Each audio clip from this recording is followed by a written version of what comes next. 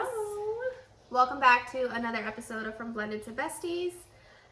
This is the last episode of season. It's the last episode. I have no idea what number episode it is, Number but it's 12. the finale. This Season finale. This is the finale. Thank you to everyone who's been supporting our season and all the kind words. After this, we will be taking a break. We've committed ourselves to soccer. Yes. We are in our final form, guys. Actually, I think our final form will be becoming grandparents. We'll just say we leveled up. We are full-time soccer moms. Both boys start soccer this week. We had Michael's game last night. He's going to practice twice a week, and they both have games on Saturdays. Yes. So we're going to be full-time soccer momming it up. So we need to have a break. And it's not our first break. After every single season, we've been taking breaks. Yeah. So this is nothing new. It's just, it's break number 3 again. I think just taking the holidays off, and holidays for us meaning October through December, just like we took the summer off to spend time with the kids, like trying to spend more, and that just means more content on Instagram and stuff like that. So yeah, we are coming to our final episode. Thank you again, like I said, for joining us. This is probably my favorite thing that we do is our podcast. Just love how open and raw we are, and that's what a lot of you tell us as well. So, I love that. Yeah, besides the soccer, which, first of all, no one told me there were so many bugs. No one told you there were so many bugs. I had a grasshopper, a spider. Oh my god, the grasshopper, honestly, I didn't know whether to help you out or be like, you know what, you're a strong, independent woman, figure it out. Girl, that scared the shit out of me. First of all, the thing was huge. What was it again, a grasshopper? Allegedly, I didn't see it. Do grasshoppers fly? That's my first question. They do? Yeah. Fuck that. I didn't know that until last night. That was terrifying. The thing was this big it landed on Megan's neck. And I didn't know whether to whack her or be like, you know what, it's a sacrifice. No, whack me. Whack Michael. me. I don't know what to tell you. Your mother's gonna have a heart attack. Yeah, whack me. The cats are playing in the background. Yes. No, the cat. Listen, a lot of bugs. Okay, it was not prepared for that. It was also very hot. It was. Florida has not started fall yet. We probably don't start fall until December, unfortunately. So we were sweating our butts off. We were. It's a hot mess at the time. So yeah, we have that. I want to touch on something I saw on TikTok, and the only reason I want to touch on it is because we have also brought it up, and I want to know your opinions on it. And I would like to reiterate and just add some more clarification to my viewpoint of it as well. So not our girl, we don't know her, but someone almost got canceled on TikTok. Her name is Michaela. Do you remember that? The makeup girl? Yeah. Oh, okay. Girl, I'm here. I'm literally trying to figure out. I'm like, our girl we don't know her. Canceled? Yeah, we don't know her and she doesn't know us. I feel like Michaela's everyone's girl though, because she's huge on TikTok. Okay. She almost got canceled. For what? For saying that Someone said something about influencers not having a real job or something. She had a hard day, and she said and it's apparently an old video. All this came out afterwards, but when she first, people were trying to cancel her, she said try being an influencer for the day because she had worked from 9 o'clock in the morning until 5 o'clock in the afternoon or something, and she got roasted. She did.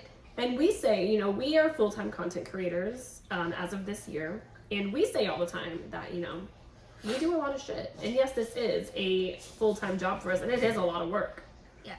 Are we grateful? Would I rather be doing my 9 to 5 that I was doing back in the day? Fuck no. Fuck no. This is way cooler. We're hustling for easier. Ourselves. We get the results with the effort that we put in. Mm-hmm. So it's much more fulfilling, but it is time-consuming, stressful, puts a toll on your mental health sometimes, on top of the fact that we also have to be parents, a wife, it's friend. When do we have an hour to take a break sometimes? No, I feel you, but she got roasted because I guess people were saying that she was saying that it was harder to be an influencer than a doctor. But I was gonna say that. They were comparing her to police officers and doctors, and it's there is no comparison. Just when someone says they're depressed and can't get out of bed and someone broke their leg, two very different things. You cannot compare the two. People have valid feelings. Someone can be nervous for a spider, someone could be nervous for seeing blood. I pass out all the time. those are two rational fears. One may seem silly than the other, but like they're still fears. It doesn't matter if you don't understand it. It's still a freaking fear. Oh, I forgot we can curse on here. Yeah. I'm so confused about social media. We just got off Amazon and Amazon. And we cursed on there by accident. You said shit. I didn't. It's been a minute since we've been on Amazon. Yeah. So I do. It is a full-time job for us. Yes. We do a lot of different things. We host a podcast. We have several accounts across all social media platforms. We do a lot. Would I rather be at my 9-to-5 job? Fuck no. It is a lot easier. This is more time consuming, I will say. Yeah. We put in more hours in this than I did at my 9-to-5 job, but this is I would take this any day. Being an influencer is so much easier than being mental health wise? No. Physically and everything for our like family's that. sake. And for our family, this is way easier, and I'm very grateful that we get to do this every single week. Yeah, I saw that and I was just like, what the fuck? I love that.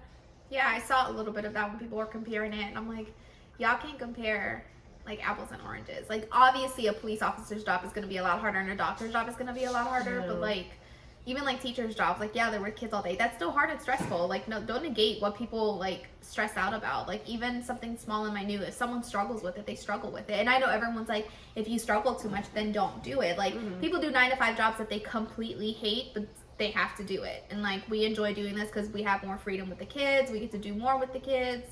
Are we choosing to put ourselves in stressful situations sometimes? Yes. But like, that's like, yeah, you make the choices and you deal with them. Yeah. So, our podcast today, we've had people, we are very pro stepmom here. You guys know that, especially listening to our podcast. I feel like our podcast family knows us a lot more than anyone else does on other social media platforms. Well, yeah, after that last one, the boyfriend's video was, our ex-boyfriends, they know us. A little too well. Yeah, no. You know that we all have our own stepmoms and, you know, kind of where we stand on a lot of things. But people always ask, like, about bio moms, you know, like we talk a lot about being a stepmom and what bio moms can do to embrace the stepmom, and this one is going to be more about bio moms and, you know, embracing what, I don't know how to say it, like, without throwing the influencer under the bus. There was an influencer who did a video and she was basically saying that, you know, bio moms are the mom, I carried you, blah, blah, blah, blah, blah. And I'm like, yeah, that is true. And we do talk a lot on here about, you know... Oh, now I know who you're talking about. Girl, I'm going through my head to figure out who you were talking about, and it hit me now. You know, yes, you are the bio mom. And I'm not saying, you know, yes, we are very pro stepmom. It doesn't take anything away from being a bio mom. You 100% gave birth to children and all that. So we're going to talk a little bit about bio mom struggles and what I went through personally, finding out kind of like my side of it. Yes, you know, instead of talking about just being a stepmom, today we're going to talk about what I went through. Not really talking about the divorce or anything like that because we all decided as a team we're not going to talk about that and it's none of y'all's business. So, respectfully. Let's start really quick though with explaining what a bio mom is because we get this question so many times. Oh yeah. I know that people think bio mom, like when you give up a child, you're the bio mom, and then there's like foster moms and stuff like that. We use the term bio mom because it just explains who gave birth to the kids. Mm-hmm. We don't call Megan bio mom with the kids. She's obviously mom, but for social media, because everyone's like, who's the stepmom? Who's the real mom? It seems kind of rude to say real mom. We say bio mom. It's just a term that the co-parenting community uses to differentiate between stepmom and birth mom. We're not saying that she's like gave up her kids. It's just to explain the dynamic. Someone said that I gave up my kids? Well, people were like, when you say someone's a bio mom, that means that person gave up the kids. And it's like, yes, when you do adoption. Like you have a bio mom and then an adopted mom. But in the co-parenting community, you use bio mom to just explain who's the one who gave birth to the kids. Because if we both say moms, no one knows what we mean. Like stepmom / bonus mom, because I know a lot of people hate the word stepmom and say you should really say bonus mom. We use it to explain to people the dynamic because some people don't know what a bonus mom is. I also like it for the drama. I call it, in real life, we don't really refer to Tiffany as stepmom. Like, for example, I asked Bryce's teacher, I said, hey, can Bryce bring his bonus mom on the field trip with us? Because I want to volunteer to be a chaperone for his field trip coming up. And I was like, can Bryce bring his bonus mom? She was like, yeah, sure. Like, I don't call it Bryce bring his stepmom. Again, that's not really his stepmom anyway. But. Yeah, exactly. And it just confuses everyone. Yeah, we just say bonus mom. Yeah. So I like using stepmom, though, in our videos, though, because people are like, stepmom. Well, just like bio mom, they're like, she shouldn't be titled bio mom if she's the mom. She should just be considered a real mom. And I'm like, I'm not calling you a fake mom, but if I say mom and stepmom, then they think we're together. Yeah, that's another thing too, is they think we're in like a relationship or something. So we're just trying to do the terms, so when people are like, who gave birth to the child who's a stepmom? She's the bio mom, I'm the stepmom. They're just terms to explain the dynamic. They're just words that we use for new people. Those who are established, I know they're like, you don't have to keep using it. We keep using it for new people so they can stop asking us the same questions. But Megan did not give up her kids. There's no adoption. I tried. Tiffany would not take them. It's just a biological mom. They came out of her hoo-ha, and then I wiped their asses. So that's just how it is. Correct. Yes, I gave that. Technically, they did come out of your hoo-ha. Yeah. No. Listen, I was there. It's never been the same since. 2 vaginal births. 2 very different experiences. Yep. Which that's got to be a whole thing one day too. Talk about. Oh, Bryce flew out, and then Michael took a sweet ass time. I love that. Actually, if you look at life. That's pretty much the way that it is. Michael taking forever, and Bryce just going like 100 miles an hour. That's pretty much my whole birth story right there. That's true. So yes, like I said, we're very pro stepmom here. We love stepmoms. You know, let's give them all a round of applause and have a moment of silence for your stepmom. Sorry, that was I'm trying to be silent, but I was giggling. Yeah, so I have notes here because we didn't film our podcast last week because Tiffany was sick, so we're having to. She got a goddamn paragraph and a half. So you guys are listening to this. I probably just edited this, 20 minutes ago, and it's up. So I made notes. So if I'm looking down, if you guys are watching it on YouTube and you see my, I'm very tan. You can comment on that. Yeah, can we talk about that? Go on YouTube, guys. She's much darker than me. Like, I look pale. I know. I also forgot to put bronzer on, but that's besides the point.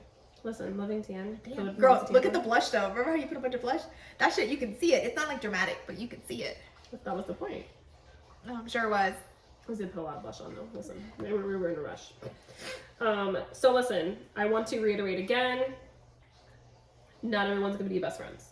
We have a relationship that we've all been working on for years and years and years and years. Not everyone's going to be best friends. It's taken a long time for us to get here. We get that. That's not what we're saying. We're not saying that you guys have to be best friends to have healthy co-parenting relationships. Mm-hmm. We're just showing you what can happen if everyone puts their differences aside, and that it can happen. Yes.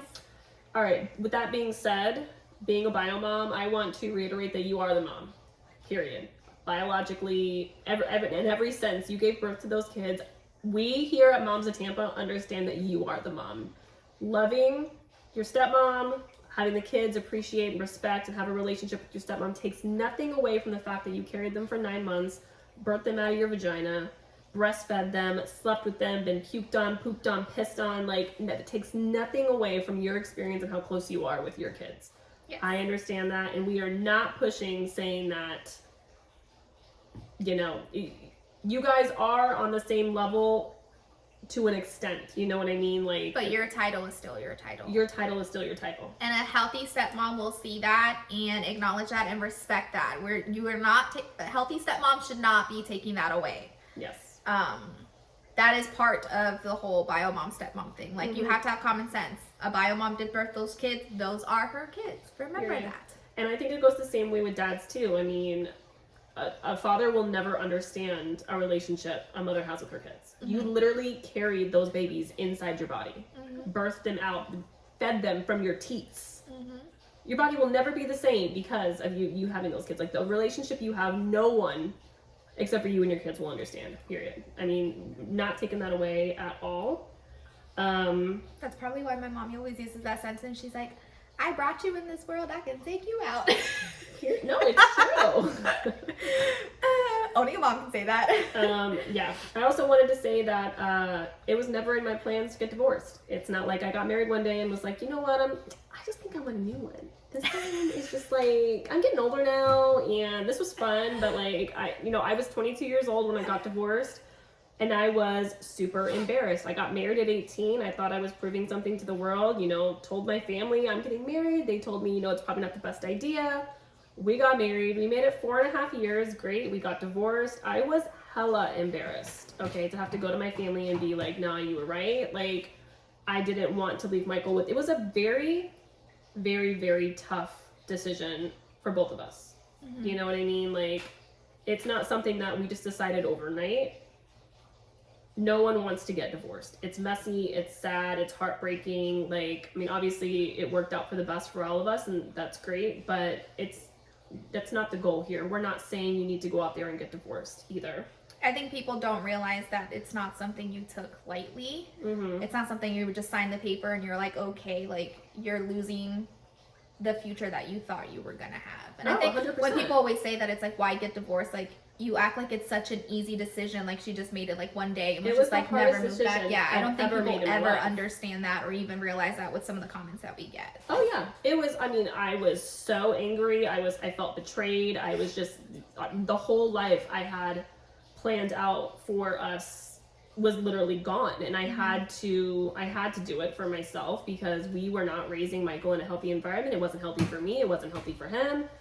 And I was so embarrassed and sad and literally never wanted to get married again. Like, I was like, I'm done, you know, whatever.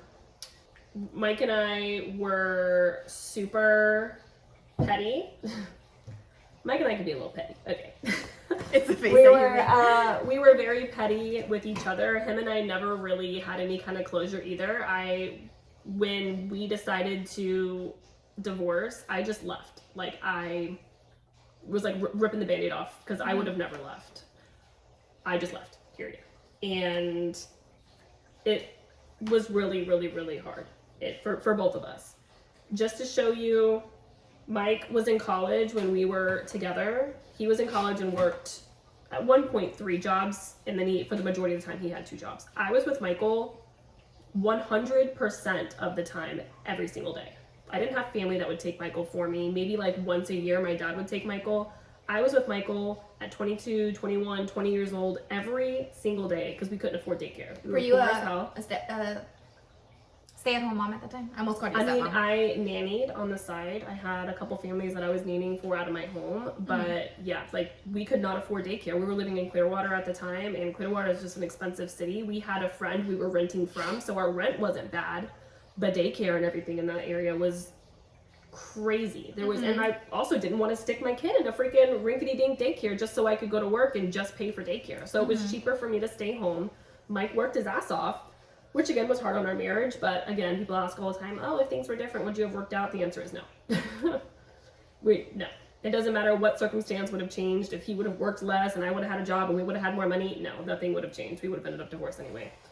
If anything, it would have prolonged it and we would have been worse. So yeah, I was with Michael every single day, all day. Michael and I were attached at the hip all day, every day, which is part of the reason I went through my depression, because I was literally having no other human interaction except for my son. My marriage was falling apart, whatever. So when I say that co-parenting was literally the hardest thing I've ever had to like set myself aside for, I just want to paint that picture that I was, Mike was gone all the time. And having to, and I'm not saying Mike was a shitty dad. He was a good dad when he was present, but the facts is facts, and he was working to provide for us. So he wasn't there as much as I was. So when we did separate and divorce and I had to give him Michael, it was very, very, very hard on me, because I felt like, personally, why do you get to have him some of the times when you don't even know how to take care of him? He's with me all the time. He's my baby. He was, you were gone. Why do I have to give you my time with him when you weren't even there? And with you having like an established routine, and then now you go from like knowing everything to... He didn't, and even when he would take Michael, he was still working a lot of the times. And I had my mom, rolled up and went back to my mom, and she was helping me raise Michael a lot of the times. But he didn't have clothes for him. I took everything. And I was with Michael. And putting myself aside for Michael, again, it did not happen overnight. Like I said, we were very petty. We weren't good to each other for a long time. It was very, very, very difficult to do. And then when he started dating you, that was, I mean, we've already talked about that in the past podcast. I'm not going to bring all that up, but it was very difficult to be okay with someone else being around my son. Mm-hmm. It wasn't. I was pretty level-headed again because I did have my own stepmom, and I was glad that someone, I don't want to sound shitty and I'm sorry, but someone was there to help Mike take care of Michael. Mm-hmm. You know what I mean? Mm-hmm. Because again, Mike wasn't there a lot, and when he was there, you know, he was able to take care of him, but I just didn't feel he was able to take care of him as good as I could take care of him because, you know, I was really around him his whole life. Mm-hmm. Like I said, we weren't really good co-parenting wise for the longest time, and I really had to change the way I viewed things so that we could get to a good place in co-parenting. I was just about to ask you that because I know we get a lot of questions. I'm playing devil's advocate over here. A lot of people always ask, like, how do you separate yourself? Because obviously when you go through a breakup, it's like you don't want to see that person or that person's not healthy for you and you just want to move on with your life. But when you get divorced and you have a child, you're trying to move on with your life, but that person is still there in a different capacity. Like, how do you separate your feelings from the divorce with the feelings of, like, co-parenting? Because you essentially have to wear two different hats when you're doing this.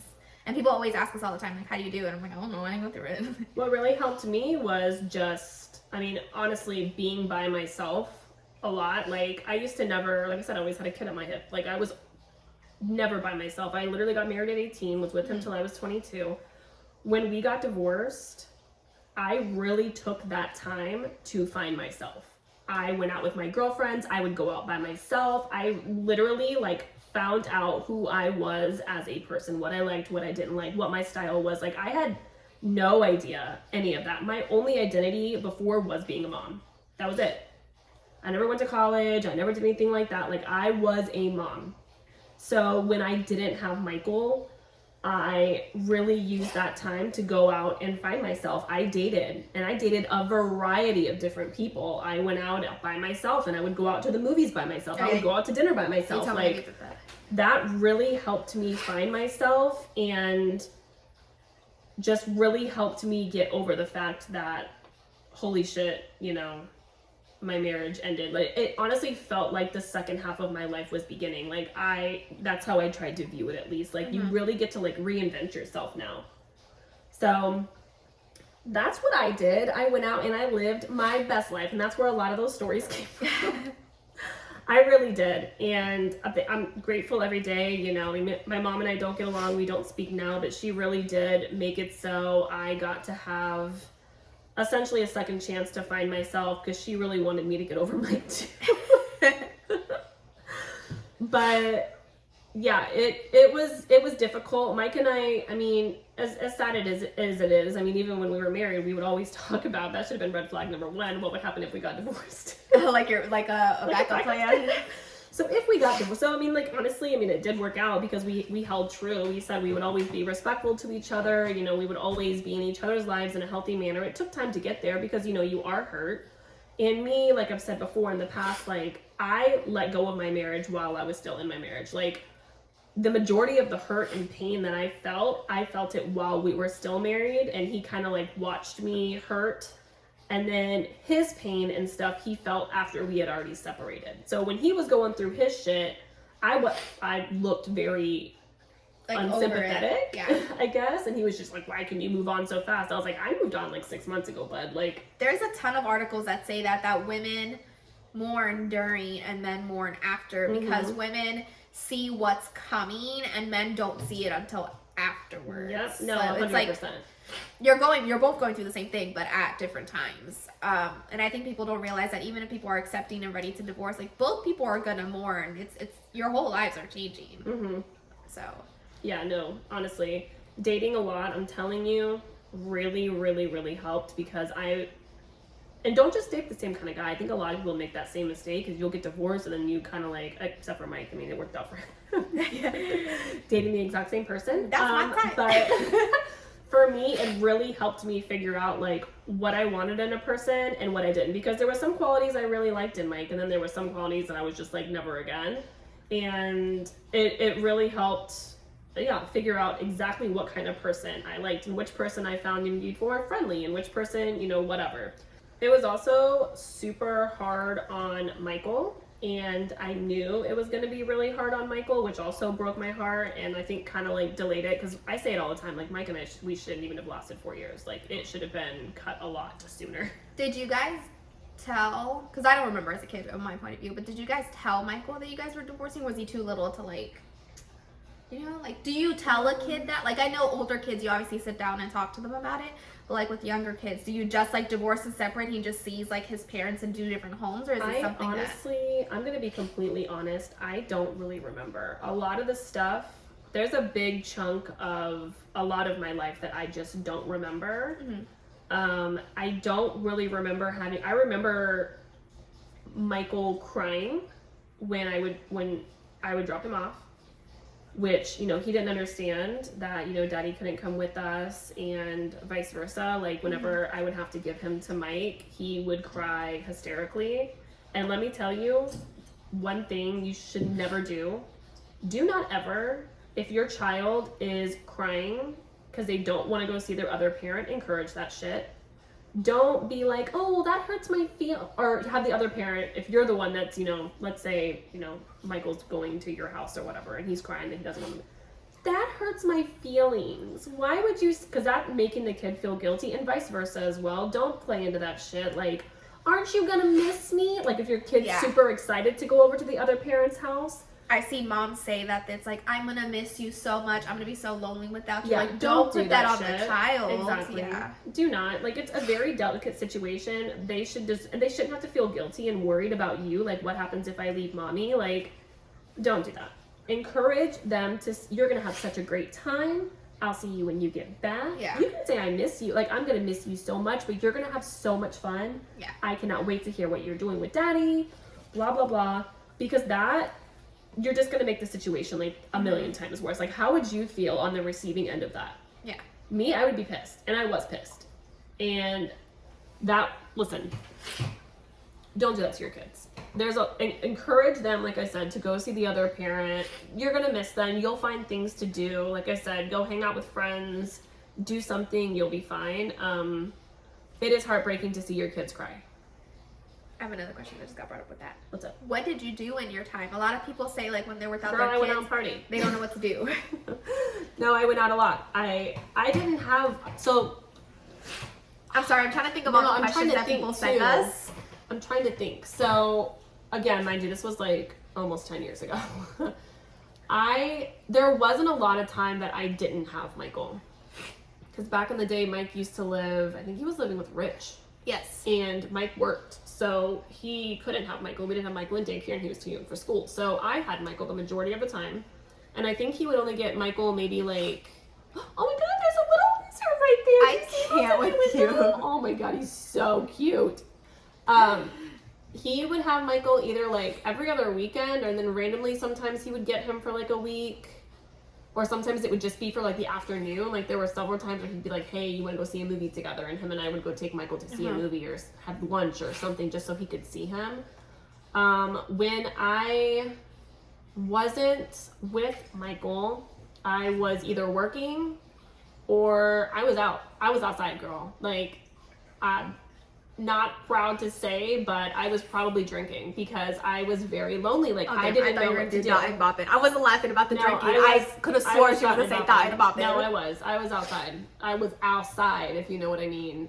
I mean, I really was. That's what I did. Not proud. And if I could go back and change, I would have probably maybe got a hobby or something. I mean, it's how you coped. It's how I coped. I drank a lot. Not when I had Michael, but if I didn't have Michael, I was at the bar, probably. Or working. Or at the bar. That's what I did. I mean, and I say it's because, you know, like, I never really got to do that when I was younger. Like, when I was with Michael, I didn't have anyone to watch Michael. Yeah. Like, Mike and I never went out on any dates or anything like that. So I went out. All over the place. All over Tampa. You saw me? No, you didn't. So that's what I did. Not my proudest moment. I would definitely suggest maybe, like, working out or doing, like, pottery or something. Healing yourself. Hobby. Definitely doing something. Don't sit home and sulk. I see a lot of people that are sad and just like find something to look forward to so you don't put yourself in like a depressive state. Yeah, for sure. That 100%. Because a lot of people, you are more than a mother, and I think it's really easy to get caught up in being a mother because it is so important. Obviously, you're raising humans and you love them so much, but you really, really, really lose yourself. And when you don't have your kids, you feel like you're nothing without them. And you were a person before you had kids, and you'll be someone, you know, when they're at their dad's house too. Reading a lot of books, I think, I used to read all the time. Really? Yeah. Not when I was after my divorce, because I was drinking all the time. But girl, let me tell you a really embarrassing story. Okay. And this is something I'm not proud of, but I would like to apologize in advance to anyone I may have offended. So back in the day when I was drinking, oh yeah. Whew. So I was drinking a lot back in the day. I'm talking like at least a 6-pack like every single night. And for me, oh yeah, girl, a beer. Damn. I mean, then I didn't have Michael. Again, sometimes it was only like one day a week, but still. Yes, it wasn't an everyday thing, just to remind people. I wasn't an alcoholic, I make that very clear, but if I didn't have my kid, I was probably drinking. So I'm scared. I was drinking one time, and I was sending Snapchats to people, and one of them I was wearing with these little tiny booty shorts, and I was shaking my booty, and I accidentally posted it to my story instead of sending it to where I was going to send private it to. DM, It was my public story, but I was so drunk like I didn't know. So my boss the next day at work was like, "Why did you post that video of you shaking your ass on Snapchat?" And my mother did too. She was like, "Hey Megan, I saw this video of you on Snapchat of you shaking your butt," and I was like, "Damn, Snapchat." And girl, it wasn't like me in a mirror. I was like under, like I had the camera like.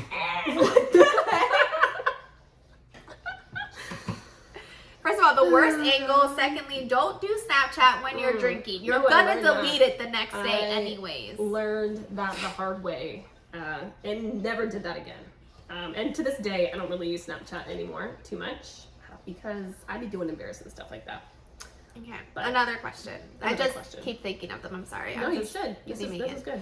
A lot of people struggle when they see, because you go from like your own nuclear family to getting divorced to seeing your ex-spouse basically having his own little family again. And with your kids. Yeah, with your kids. And then most of the time, or at least the comments that we get, the woman hasn't moved on, but the man has. How did you work through that? About seeing you guys? Yeah. One, I didn't look, especially in the beginning. 100%. I did not want to see it. I knew that it was happening, and you know, Michael would come home and tell me all about the stuff that you guys would do, but me, I did not want to see it. That's when you become obsessive and stalking and stuff like that. I didn't know what you looked like. I knew your name was Tiffany, and that's it for a really long time. It wasn't until a girl that I worked with, she was nosy and she had looked you up and she told me you were 18, which you weren't. I know, I was not 18. She told me you were. And I was like, what the fuck? And yeah, she was the one who was looking on your profile and she would tell me stuff and I was like, okay. And then eventually I ended up seeing you. I saw you in person before I saw you on social media because I also had Mike blocked on a lot of things. So because I didn't even want him popping up in my feed. Like I didn't look at his shit. It possibly. Yeah, I didn't look at anything of his. I didn't even know your name to look you up. And I had deleted a lot of his friends and family. The only one that I had was Dan and Rachel, and they didn't really talk to him anyways. I kind of got them. If there was a getting in the divorce, I kind of got Dan and Rachel. But and we're not talking about like petty wise. I think a lot of people. My advice would be don't look. Like honestly, like if it's in the beginning and you're still hurting, I have that.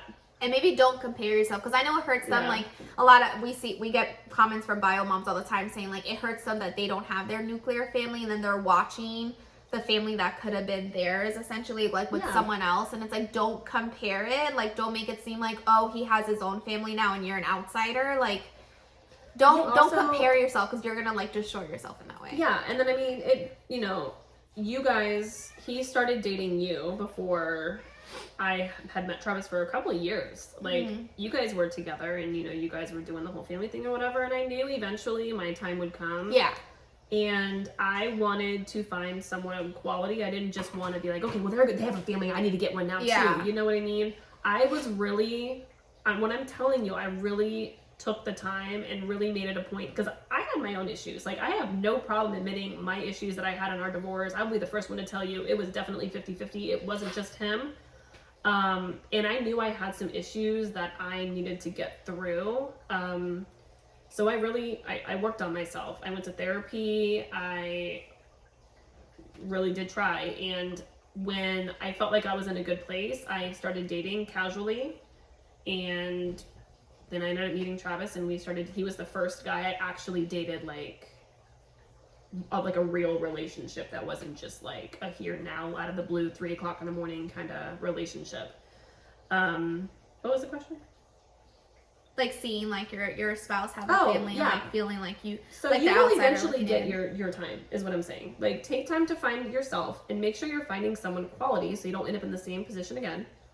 And yes, I mean it's gonna suck because you don't want to see your kids essentially like you said, like someone else living your life. It sucks. But know your time is coming, and you know what matters the most is your kids seeing you happy. Mm-hmm. You know what I mean? So don't get in a shitty relationship, and you being in that marriage would show your kids what a relationship is not supposed to look like. Mm-hmm. You know, you want your kids to be happy. You're modeling life for them, and I think that's what kind of pushed me through. I had no hate towards you because I didn't want him.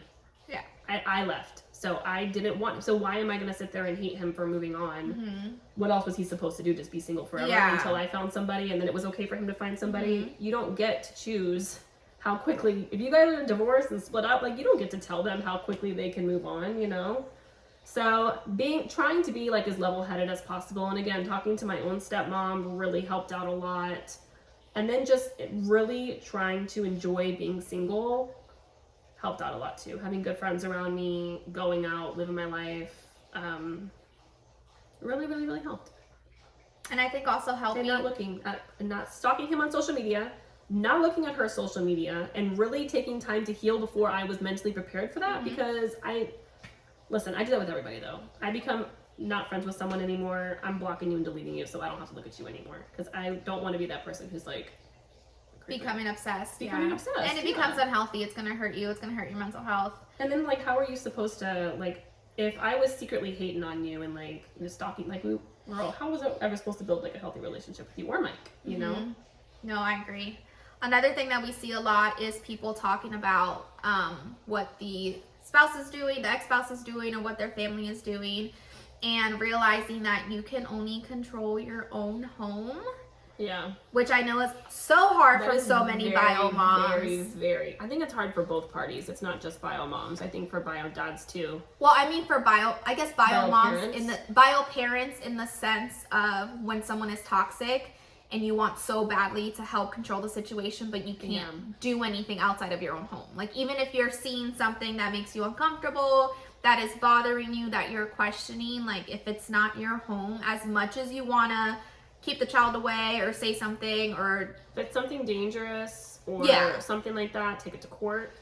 If your response is, well, the court isn't going to do anything, or it's not big enough to go to court, then it's not big enough to go to court. Yes. You know what I mean? Like all you can do, listen, and this is going to suck, but this is something that I had to realize. All you can do is when your kids are home with you, just raise your kids, instill some good values in them. If they're watching something they're not supposed to be watching over at their dad's house, just try your best to reiterate, hey, you know, you are in charge of what you watch over there. Your dad's not going to force your eyes open. If you know something that you're not supposed to be watching, you don't have to watch it. Go to your room, read a book, call me, something. Like, all you can do is just enforce good values on your kids. It's going to be up to your kids what they decide to do. You can talk to dad about it, but if dad's like, I don't give a shit, whatever, like... Keeping at least your side positive. Especially we've seen situations where bio moms talk to us about like the dads try to create the instant families and do the whole like this is your new mommy now. As much as it could be hurting for a bio mom, you have to like, it sucks, like be the bigger person and just be like, dad, you know, daddy's happy with someone new, but like I'll always be your mommy type of thing. Like reminding the child that you're still the mom and you're there, but also trying to show a positive on the dad's side to know like when your child grows up, they're going to see who was toxic and who wasn't. And you have to kind of remember that you can be angry and pissed, but that's not for the child to see. And it sucks that you have to be the bigger person, because I feel bad for so many bio parents who have to be the bigger people. The kids will see it eventually. Like we talk about it all the time. They will see. And yes, it sucks with, you know, people coming in and out of your kid's life or whatever, but just love your kids. Just love your kids and be it's not your kid's fault. Don't take it out on your kids. Oh, you shouldn't be calling her this, or oh, you know. Don't use your kid as like do not use your kid as communication a thingy. Yeah. Thingy. I'm so sorry. So professional Jesus with me. Christ. Don't be telling the kid, being like, this is stupid that your dad is doing that. Don't talk shit. Your kid's not your buddy, okay? Like, don't be talking shit about the other parent to your kids. And if you're going to talk shit about the other parent, if you're going to do it on the phone, step outside. Yeah. Do it, over text. Away from the kid. Do not do it where the kid can overhear you, because either, guess what? Either one, the kid's going to hold on to that and be like, wow, that is part of your kid. The other parent is 50% of your kid, period. They're going to feel bad. Or two, they're going to go and run and tell the other parent. Or take sides. Because I've seen kids hey, mommy said this. Mommy said that, she was blah, blah, blah. And then that's like the other parent fighting with you. And then the kid's going to feel guilty because you guys are fighting. But he felt like he was protecting the other parent. Like, don't. And if it like backfires, like you see little kids who get like defensive, they're gonna be like, "Don't talk about my dad like that." Now it looks like you're the bad guy because you're upset. You're gonna have to. Don't do it.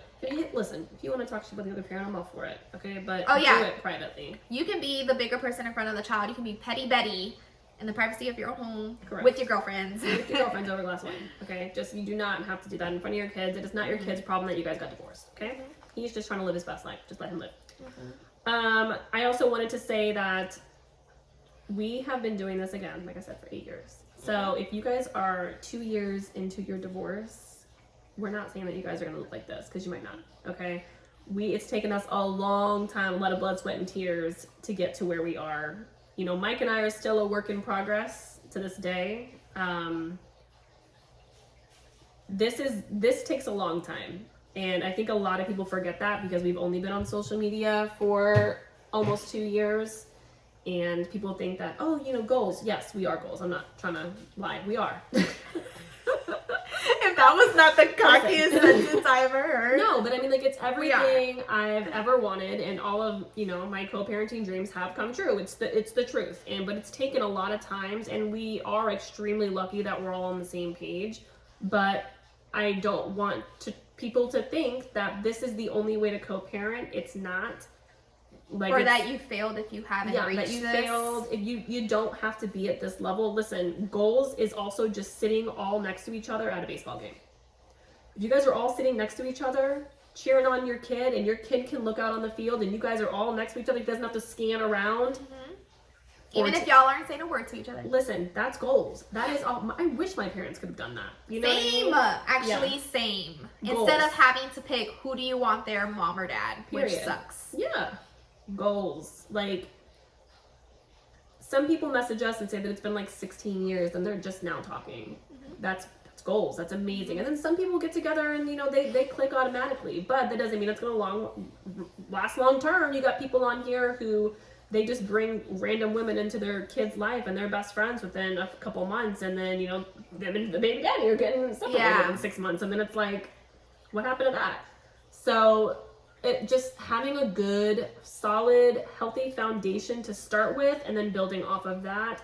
You have to have respectful boundaries, being happy with each other, having healthy communication, and then building off of that. Just don't try to hey, we met once and this is really cool. Let's do everything together now, because you can get burnt out really easily, and it could be a lot, especially for the people who got divorced. It could be a little overwhelming sometimes because you guys got divorced for a reason, and listen, it's fine. Another question that we get all the time. Do you think if there was cheating involved, you could do the same exact thing all over again? I believe we answered this in another podcast, but I will gladly, I think it was season 1, I'll be happy to answer it again. If there was cheating involved, for me personally, mind you, I have been cheated on before in the past, not by Mike, so a lot of people will be like, you can't really answer this, because I can. I know myself, and especially the mental state that I'm in now, I think that I would be able to. I think it would have taken a lot longer. But my viewpoint on it is, if you cheated on me, I'm not with you anymore. So I mean, what do I care what you do with any other woman? It's not my problem to worry about if you're cheating on me anymore. It's the next girl. So it's you, boo, that has to worry now. I think that I could be friendly. It's not your problem anymore. It would have taken a long time, I feel like, but we would have gotten divorced anyway.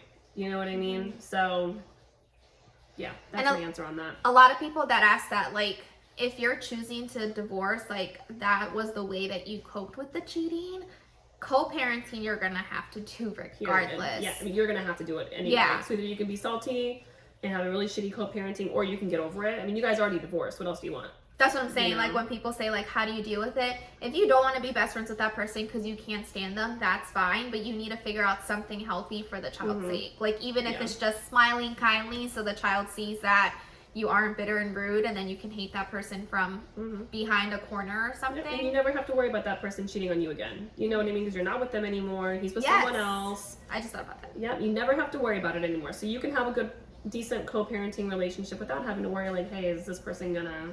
Do you know what I mean? You don't have to worry about it. You're not with them anymore. So, yes. But that's my opinion. I know a lot of people have a lot of opinions on that. I'm just stating mine. That's how I would deal with it, and my mentality behind it that would help me kind of like push it through. So, don't force people to do anything that they don't want to do. That doesn't mean you have to give up co-parenting completely or healthy co-parenting completely. If Megan wanted to be BFFs and I did it, she's not gonna just be like, fuck you, fuck off. Like, we would still have to find some sort of happy medium for all of us to be together. And don't, you can be upset about it. I know a lot of people say, like, they'll never be able to have it and it makes them sad. But as long as you're showing the child something positive and healthy, you're doing what needs to be done. You don't have to do anything further. You can make friends somewhere else. You don't need to make friends through co-parenting. It's okay. I agree. But with that being said, me personally, I feel like you should. I'm not saying you got to be best friends, but I think you should get to know the people who are raising your kids, especially if you have 50-50 custody, any kind of custody. Your kid's going to be away from you 50% of the time. Yeah. You should know what kind of household they're in. Create a line of communication. Yeah, like that's what freaked me out the most about getting divorced. It wasn't the fact that Mike was going to be moving on and starting a new family. It was what's going on behind closed doors when I'm not there. You know what I mean? And Michael was little. It's not like he can come home and tell me every single little thing. So my main thing was not that I was trying to be nosy or whatever. I just wanted to know, like, what's going on. I mean, I think any parent does, you know? And I wanted Mike to know what was going on in my house too, because Mike is very nosy as well. Which kind of bewilders me that there's moms and dads out there, bio parents, who say, like, it's the responsibility of between mom and dad. Like, I don't want to get to know the step parent. I don't want to talk to them. How fucking know I do? But, like, I get that they say, like, yes, it's the dad's responsibility. But what if the dad has an emergency? He chooses the stepmom to take care of the child in there. Like, you're going to be upset about it, but now you created no form of communication. So, like, do you know if she's prepared to take care of the child? Do you know what's going on? Yeah, like, do you have the phone number? At work or something like that, and he can't call you, or, you know, like, you need someone to tell you where the hospital is or something. He doesn't answer his phone. His phone's in the other room. You don't have the phone number to call the stepmom. Like, when Michael broke his leg, like, what, could you imagine if Mike didn't answer his phone, or you guys were at a restaurant, his phone was on silent, like, and I didn't have your number? How would you know that Michael was in the hospital? Like, and also with the whole, I know people, some people have left comments on our page saying that call out. What's your name? The bio parents have, like, made pacts or promises that it's like they would only parent the children. But when you get a divorce, like, do you think that your ex-spouse is going to hold on to that thing? Because they may not. They may be like, no, it's just always going to be me and you, and then they're at home having step-parent parent the child. Like, you should still form that communication, because things may change, and you're going to be like, it's only my child, but it may not be like that. You might want to be informed, or you're going to be the odd man out. Yeah. I don't know, man. And get to know, your child is already getting to know the person. You might as well, too. Like, just, you should get a feel for the person. Like, just get to know them. I agree. No, I agree 100%. Now, with that being said, you know, getting to know the step parents, let me just say, if you are in a relationship with someone for 3 months, you are not a step parent. Yes. You are, first of all, in my opinion, you shouldn't even be meeting the children 3 months into someone's relationship anyway, because I don't even know if I like you with 3 months into us dating. Oh, like, you don't know if you like the person that you're dating? Yeah. You're still falling out, right? I'm the opposite girl. I fall in love within a week. I can't say shit. But, like, these people who are having, like, calling themselves blended families and shit, and you guys have only been together for 3 months. No, but it took us years to, you know, even start calling ourselves a blended family. We were always co-parenting, but I mean, I think that we're pretty blended now. But I don't know, man. Like, girlfriends after 3 months. I mean, and then you got the people. I can't even say shit because I also got married 3 months after meeting Mike. Yeah, that's true. I think everyone... fine line is so weird, because then I would be like, well, technically I'm a stepmom, but... It's just so hard, because I know when I first met Michael, I was terrified, because one, yeah, it wasn't my kid, and I knew it wasn't my kid. I wasn't going to be like, oh my God, I want to be a mommy. I was like, in a sorority, young, living my best life. Yeah. Oh my God, don't get me started. Yeah, like Michael, I thought kids, you know, at certain ages could wipe their asses, and the fact that Michael was still at the age that he couldn't wipe his ass, that I was like, oh hell no, he's either in diapers or potty trained. I didn't know there was an in-between thingy. So I was definitely nervous and terrified. And I know some people are very excited to hit mommy mode pretty quickly. I was just like, this thing is alive. Yeah, so it's just like, it's scary, but you earn the title, you do the blood, sweat, and tears. Yeah, it's such a fine line to like kind of figure out like, when do you go from daddy's girlfriend to, because you know, like we've said in previous podcasts, like some people don't get married. Yeah. So it's like, how long? I don't think there's a time. I think it's like a bond, like the more, because you could be with someone for 2 years and never bond with that child, and you're not going to be considered a step parent. Mm-hmm. Like, I think it's a bond thing. Well, I know, that's up to you. You would be the only one that has that answer. When did you feel? I have no idea. I think there was just one time we went to a school thing for Michael, and Michael said that like I was a stepmom, and I was just like, oh, like, because I wasn't sure, like. And then I didn't want you. When did you feel like then? At one moment, if you had to think that you were like, "It's my stepson," or I think this little human's gonna be with me for a long time, or I really like this kid. I think one of the times that he got sick because I felt so bad, and then because like I didn't know what to do, like and. So note to self, if you want to bond with your stepchildren, get your kids sick. No, but I think it was Mike's time to have Michael. He was sick, and then I don't know, like, do we give him back to you and it looks like we're shitty people because we can't take care of a sick child? But, like, you know, like when a child is sick, they want to mostly be with a female, mom type of figure. Mike's not gonna like coddle him, hold him the way a mother does. He can try, but it's not the same. So then I try to do that, and it's like, am I overstepping boundaries? Am I not? And then when he's cuddling you, it's like, okay, this is kind of cute. And then like you're like, there goes the ovaries hurting type of thing. Aww. So it's like that type of thing. I think when like I realized that I was like, is this what it's like to be a mom? And you're like taking his temperature, and then like not having any sleep because you have to wake up every single night to make sure they're still breathing. Like I think that was it when I like when I lost my fucking sleep, actually, when I could like, before I could sleep rock solid, and then when like Michael's like a little bit of a cough, then Mike was like, I didn't hear anything last night. And I was like, yeah, he was like coughing 10 times. Like I kept getting up to make sure he was okay. Like I think that's when it hit me, that I was like, is this what a mom is feeling is like, to like never sleep again 24/7? That's when I knew I fucked up. That's what I was telling Michael the other day. I was talking about no, actually it wasn't Michael. I was talking to my brother Chris about it. Because he decided that he doesn't want kids, and he decided now, or like always decided? No, not from being at my house. Okay. My brother's here from Portland for a week, and he's been around my kids, and he's just like, no, it's reiterated the fact. I thought you were saying 5 days later he's like, I don't want kids. He's I guess him and his girlfriend have decided that they don't want kids, and I was telling him, I'm like, you don't realize it's literally anxiety all the time, like constantly, like sending them to school. And constantly worrying that something's happening, or like when Michael went to the Busch Garden trip, and I said that he shouldn't have gone. Yeah, Tiffany's like, I don't think we should send him on this field trip, and I'm like, why? She's like, I just don't trust it. Yeah, it was his first time. It was his first field trip. It was his first time.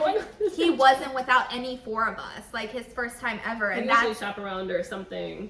I was just like, I don't think he should go. Out of all of us, mind you, me, Tiffany, and Bryce are over at the Florida State Fair living our best lives, and she's just like, I don't think you should be on this field trip. Yeah. No, I kind of knew when he would come home, like, you know, I mean, he would talk about you, and he'd be like, he was talking about his dad, and then like your name would just get like casually dropped. But when it's when that conversation, how is it as a bio mom to hear like another female situation thing? Again, I mean, I was just happy that he had someone there that was like, Mike can be a little rough. And I just mean like personality wise. He's just not the most like affectionate man. He's like a boy's. Yeah, he's like a guy's He's a man's guy. He's guy's very, guy. Like toughen up. You fell down, you'll be fine. And so Michael is. I mean, he's always been more of a sensitive kid, and I mean, it's been like that his entire life. And so I knew that he needed a little more compassion and you know, like sweetness in his life. And I was just happy that. I mean, again, it sucked. But, I mean, knowing that he needed a little more, you know, sweetness and more of a gentle touch than someone like Bryce. Bryce is Bryce is like a boy's boy. He is. You know, and he's rough and stuff, so he gets along with Mike really well. So it made me happy. I mean, it did. What sucked for me is when, you know, you guys were doing like firsts, like the first time you guys went and took him to Disney on Ice, and I couldn't afford to go. So, because that was something that I wanted to do with Michael, was take him to Disney on Ice, and then he would come home and be like, he would tell me like, I want to go to Disney on Ice, and I'd be like, okay, and I'd like work, I have my bills, and I couldn't afford to go, and then Daddy and Tiffany took me to Disney on Ice, and you know, he was so excited. I'm like, oh my God, you know, I'm so happy you got to go. How was it? Blah blah blah. But inside it hurt because I couldn't give that to him. But, you know, I was like, whatever, you know, we'll either do something else or we'll go another time. And I never did take him until we all got Disney on Ice tickets a couple years ago. It's a blast. I highly recommend. Yeah, just things like that really sucked. But you got to realize also, like, just like he's not your child 100%. Like, there's going to be things that he does with his dad first. And he should do things with his dad first. You know what I mean? Like, he should be able to create those memories with his dad's side of the family also. You don't get to have everything, you know. It sucks, but...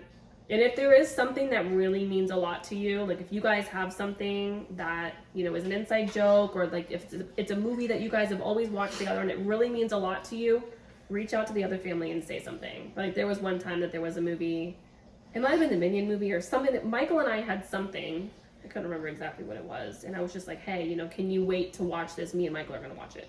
I think it was Hotel Transylvania 3 or something like that. I don't know. I think it was the third Minions movie. Maybe it was, because we were really into the Minions, like, really into Minions. So, little things like that. Stupid fart gun. Oh my God, Michael had a fucking fart gun. Yeah, that was Megan's fault. I hated the thing. Yeah, I told him to take it to your house. It was the worst toy ever. Ugh. Yeah. Sorry, I'm off topic, but I hated that fucking toy. Worst toy toy ever. It was terrible. But, what was I saying? First. No, somewhere else. It was something else. Communicate with the parent. No, it was, damn, I lost my train of thought. I love it. I'm trying to like reword everything that we were just saying. No, it wasn't the first. It was... The movie, Minions.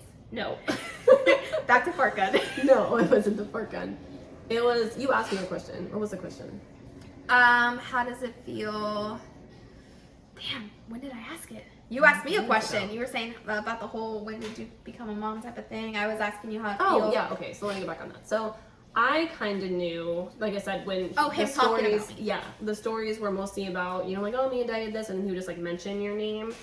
When the stories turned to me and Tiffany did this, me and Tiffany did this, me, you know, you and Tiffany have this in common, and it was mostly about you.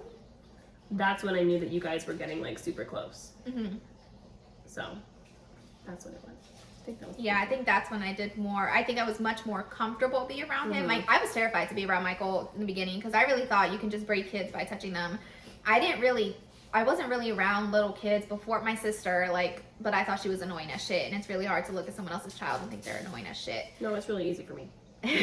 Well, Michael was really adorable at 3. You know, it's when the talking back happened that everything changed. But he was such a little mama's boy. Like, he really is like I don't really know what's going on now, but he was the epitome of like, he was a mama's boy. Like, he loved all women. Like, he's just a cuddly, like, you need someone to, I mean, even to this day, you need someone to cuddle on the couch. Michael, well, I have to do like this. I open my arms and he comes running and like will cuddle with me. I think that's why it was Bryce so is easy. Like that too, but not as much as Michael. No, Michael's a soft soul. Michael, like, his dad would be like, "Do you want to play like?" And back then, when Michael didn't know how to play video games, like, did you want to play video games or do sports and stuff? And I'd be like, Michael, do you want to watch cartoons with me on like the blankets? Because I always had fluffy blankets, and he wanted to cuddle and lay in the blankets and just watch movies, like just lay down, like that. He's very much, that was my type of person. Yeah, he's very sweet. So yeah, when you came around, I definitely knew that's what Michael needed, and again, I still had it in my head that Mike just didn't know how to take care of Michael the way that I would take care of Michael, you know. So it made me happy to know that there was some kind of like feminine energy in there, for Michael's sake, just so he wasn't going to get hardened by, you know, Mike being aggressive. I don't think aggressive is the correct word, but just not getting the... Like, both sides. Yeah, like the not love, what's the correct word?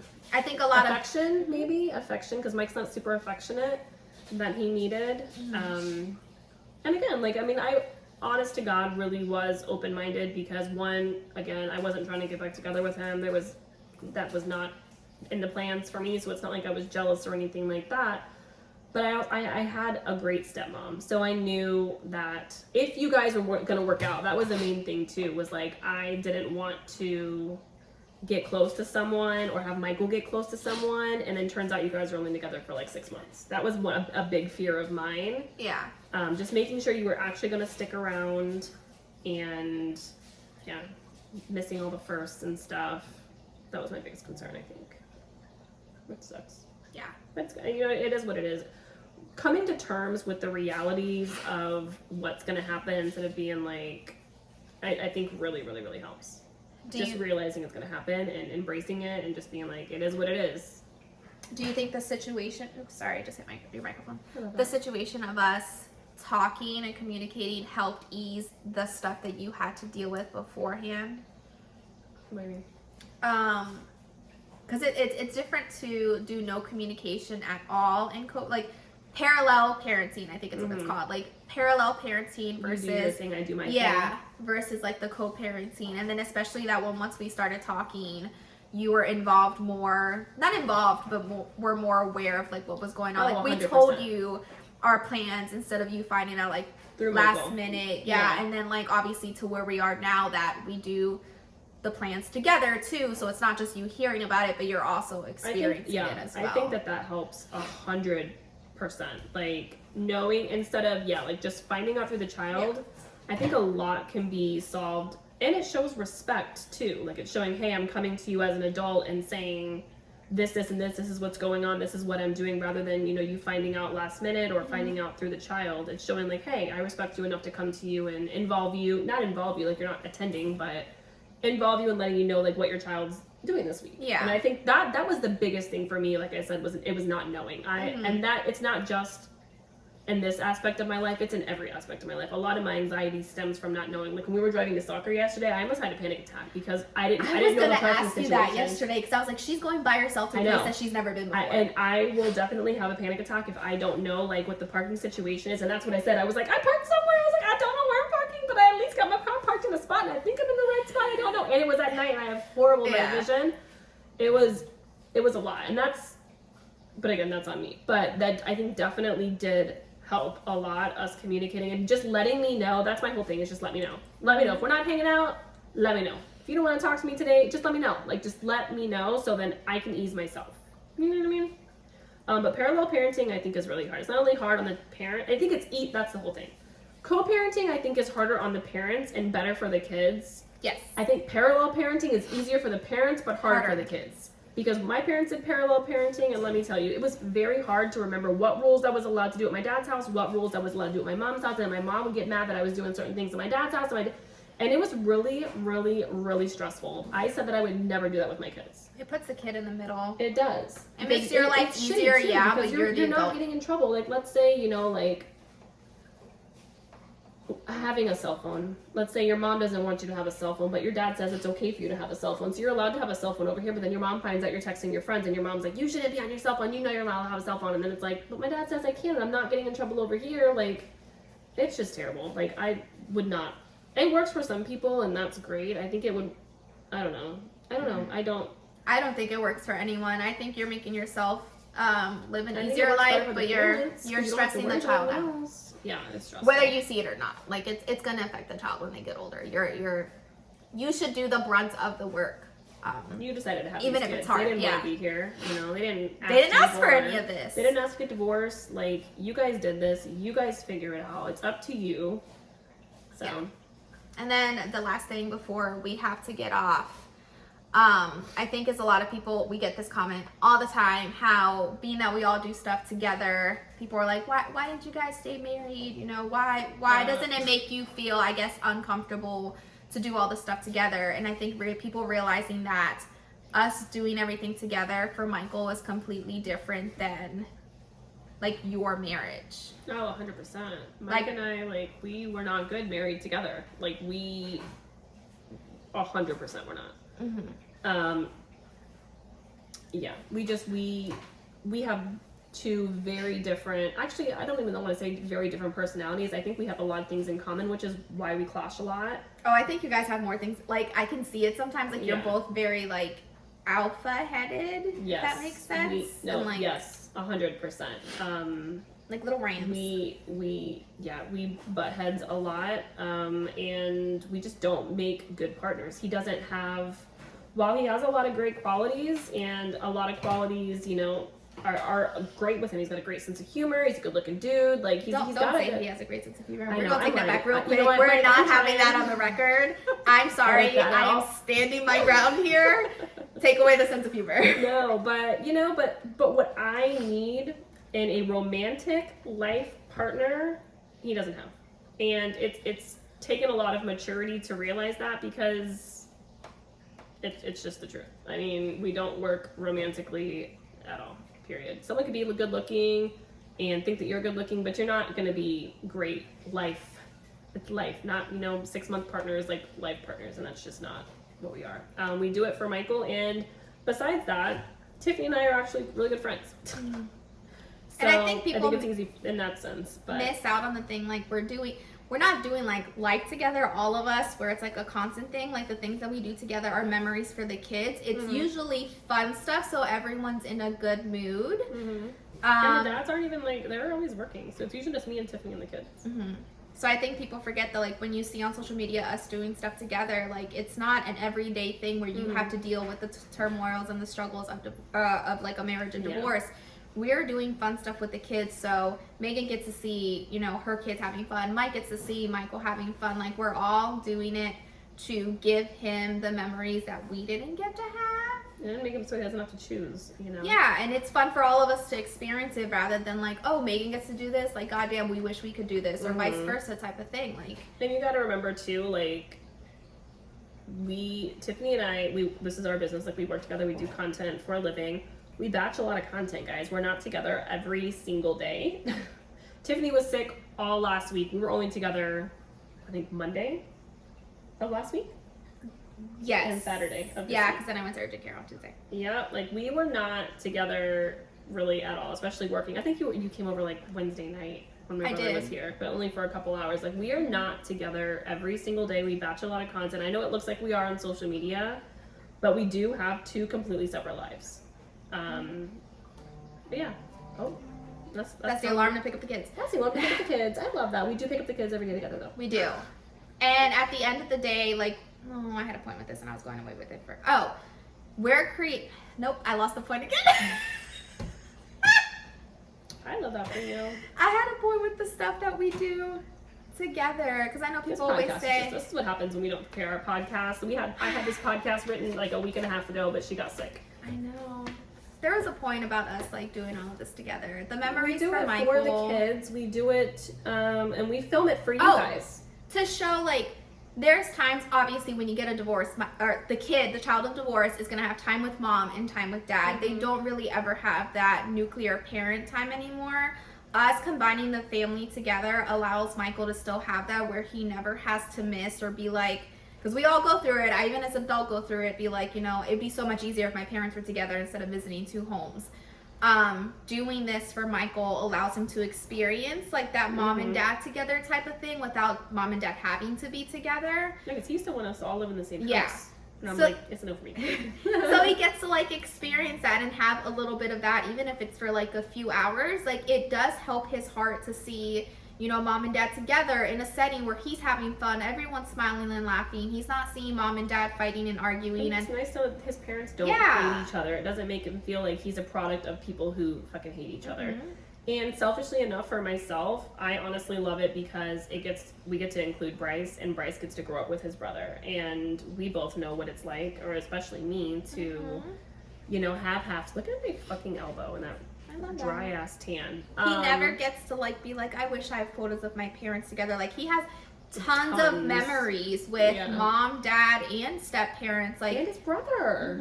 He never gets to be like, oh, well, this is what I did at my mom's, and then this is what I do at my dad's. Like, he gets to be like, you know, we have nights with all 4 parents there. Yay! Like, he gets to experience that. And see what a hot messes freaking dad and stepdad are. Yeah, he gets to kind of essentially have his cake and eat it too, because his parents are divorced, but he still gets to have his parents together in a lot of his memories, not just for like graduation, not just for special occasions. Like, we do family nights together just for the hell of it. And I think it shows too just the life lesson of sometimes things aren't going to work out. Like you're not going to get the job you want. Like things in life they're just not going to go your way. Doesn't mean you need to turn it into something sour. Like we literally got divorced, but yet we love him so much. We came together and we're giving him the best possible life that he can have with both of his parents. Like it doesn't have to be sour, and God forbid, like we say it all the time, one day if he decides to get divorced, his first option is not going to be, oh my God, well, I fucking hate this bitch. Oh my God, I'm taking the kids and running. I would hope to God that his first thing would be, how can I make this work? Like, what can I do for the better life of my kids? And, you know. And even bigger than that, realizing that if you don't get along with someone or that you don't see eye to eye with someone, doesn't have to be toxic or nasty. Like, he can see, like, oh, you know, my mom and dad didn't work out, but there was no hostility, there was no toxicness, there was no screaming, yelling, hateful words being said back and forth. He knows that we're not going to get back together. He can learn to be like, oh, I can have differences with people in the world and society and still respect other people's opinions, because you know, today in society, if you don't have the same opinions as everyone else, it's drama. You're getting canceled. Yep. But it's just teaching him a bigger area in life, a bigger lesson, not area, I'm sorry. No, a bigger lesson in life of, you know, you can disagree with people and still create a healthy environment. Period. And on that note, we have to go pick up those kids now. I love that. Talk about the kids. You gotta get them kids. We gotta get them kids. So thank you so much. It's concluding season 3. We will see you in season 4. We'll have to figure out how we're doing that. It'll be probably January? Yeah, January, damn. But we'll have a lot of tea to spill, maybe things going on. Yeah.